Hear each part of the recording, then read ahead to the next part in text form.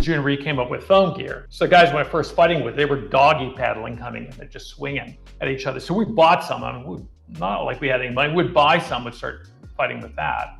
And they had safety face. They had headgear made out of foam.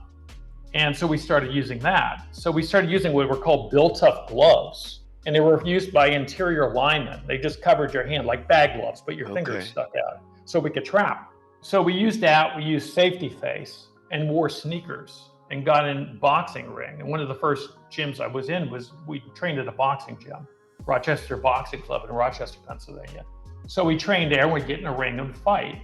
And sometimes the boxers would stay. A lot of times it was just us. And there were a lot of injuries. A hospital was across the street. Dislocated fingers, cuts. I've been treated for human bite. You cut it, no mouthpieces, cut it open on a guy's mouth.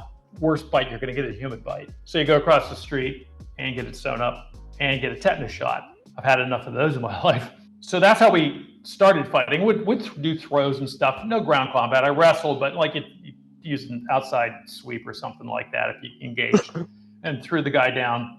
And one funny thing we did is, we're getting used to fighting each other. Upstairs was the Sons of Italy. So my teacher, Jeff Mulderman, would go upstairs to the Sons of Italy and say, any of you guys want to come downstairs and fight some guys? And these guys are, they got a couple of beers in them, and they just got off at the steel mill. Yeah, I'll come down and fight a guy. Yeah. Yeah, so and now you're 17. You're athletically there. Your endurance is good. You're skipping rope. You're hitting heavy bag. You're a tough guy, but mentally, these guys come down. Okay, kid, I'm going to kick your ass. They got beards and stuff. We got like 2 hairs coming out. They got beards and they got some beer in them. They got, they think they're tough. And you're pumping. Your heart's pumping. I'm going to get my butt kicked here. But you get in there and you use footwork. You use a jab. You use some kicks.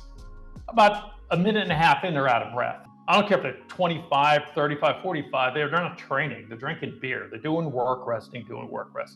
We know how physiology works.